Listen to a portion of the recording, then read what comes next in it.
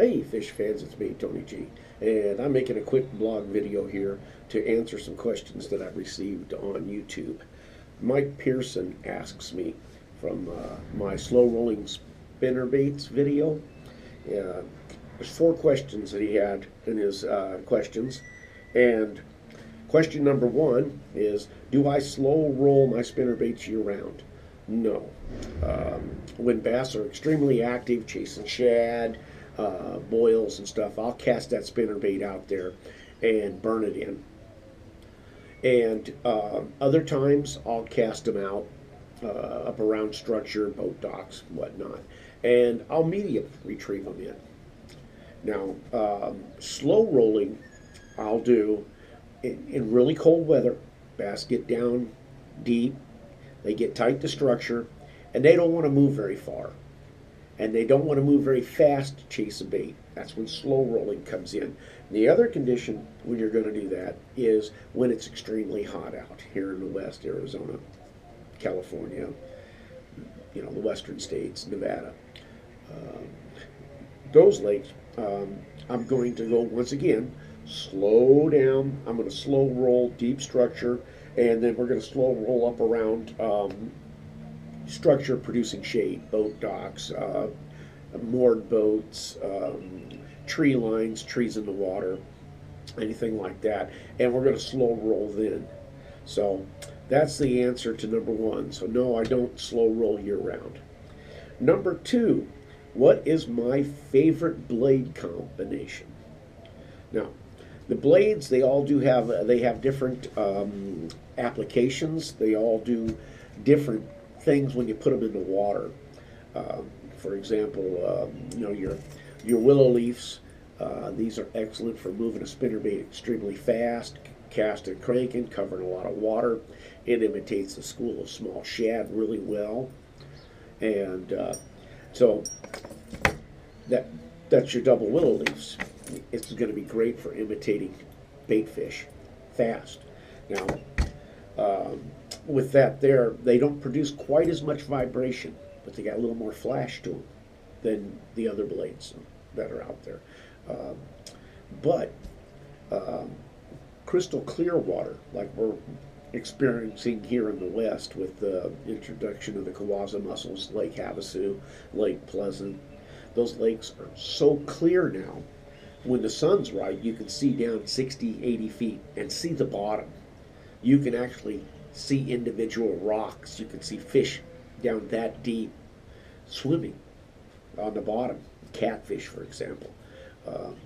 So when you have that situation, what you want to do is we throw out our spinnerbaits in the mornings and evenings, primary bite times, and we're going to work them fast because you don't want the fish to get too good of a look at that spinnerbait because the water is so clear they can see everything.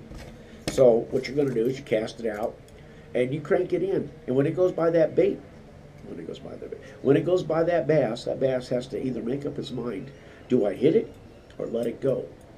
And it doesn't have time to really think about it much. It's either grab it or don't. And that's what you want to do when you're fishing crystal clear water with your spinnerbaits. I usually go, once again, with double willow leaves for this. Painted blades, crystal clear water, it helps. I prefer the painted blades in the crystal clear water, and I'll go with the metallic flashing ones when you get a little stained water. I think they look a little more natural. So that's the answer to number 2, partially. My all-time overall round favorite is going to be the combination blade. Now, this is a Wahoo spinnerbait available at the Sportsman's Warehouse. Notice it's got a really long arm. I like that, but it's got a big blade. Now, if I had a really long arm, I wouldn't want to go with smaller blades, like this one on the front of this spinnerbait here. One this size behind this Colorado blade, this far back, I wouldn't want to do. I want it bigger. I want it to be close to the size of the body of the bait. This boom, about the same size. And but I like the Colorado willow leaf combination. That's my all-time favorite for daytime fishing. And we'll get into nighttime fishing in a minute. But that's my all-time favorite combination. Now, there's still, what is your favorite blade combination? Willow leaf, Colorado. But you also got painted, unpainted, gold, silver, silver, gold, all silver. And those are other variations that you can do of the combination. But that's pretty much all answers. Number 2. Number 3, do I modify my spinnerbaits to perform better at slower speeds, slow rolling? And the answer to that is yes. What I want to do, my favorite slow rolling baits, I'll take and I'll build my skirts. I'll build my skirt a little thicker. And the thicker skirts gives it a little more buoyancy, so you can slow it down and still keep it up just off the bottom and bouncing off your structure. We'll use my coffee cup here to imitate some structure. So it's coming along, and what you want to do is just bump it across, but you want the spoon still turning. So the bulkier skirts allows you to present the bait slower. Now, so that's one of the things I do. Another thing I'll do is I'll go to a larger blade, because the bigger the blade, the more water resistance it has, and the more it'll hold the lure up as it's going through the water. So large blades, plumper skirts.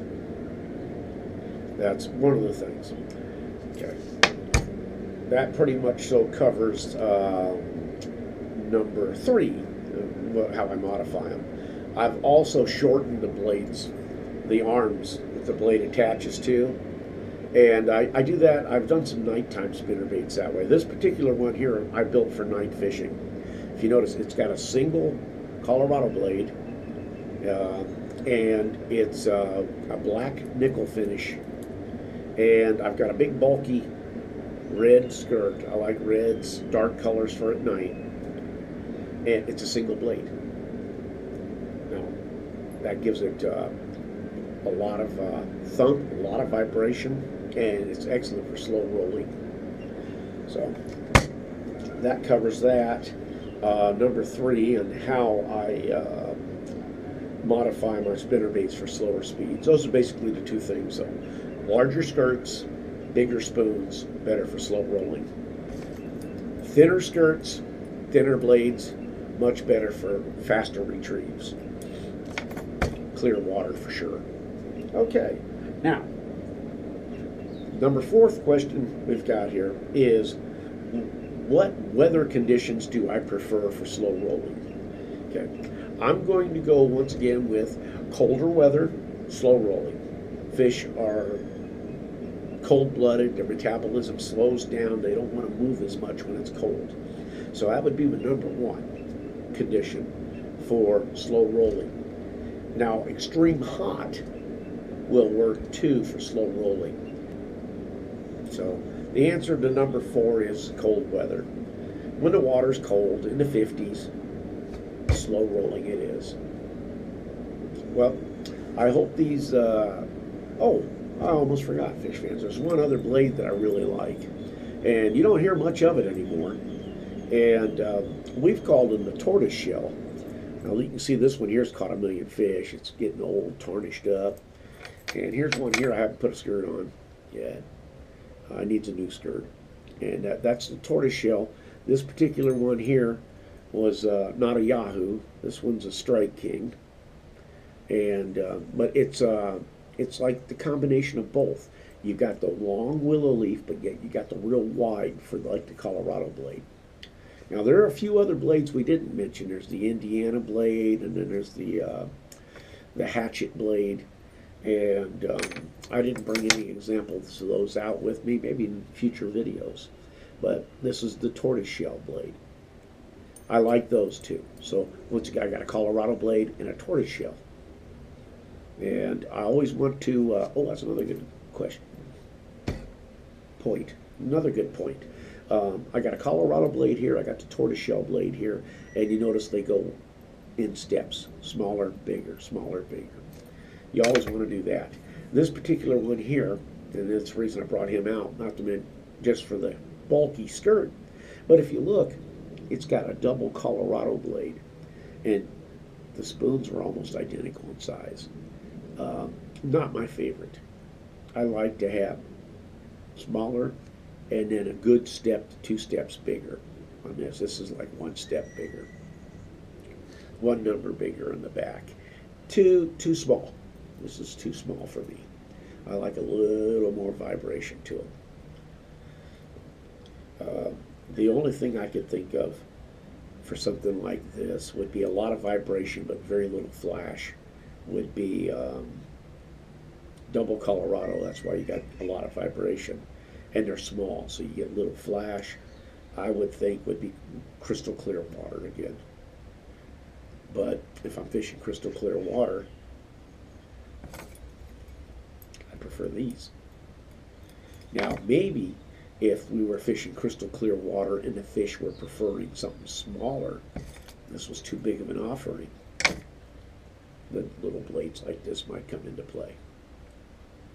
So anyhow, I hope this helped you there, Mike, and thank you so much for checking out my videos and everything, and sending me the questions.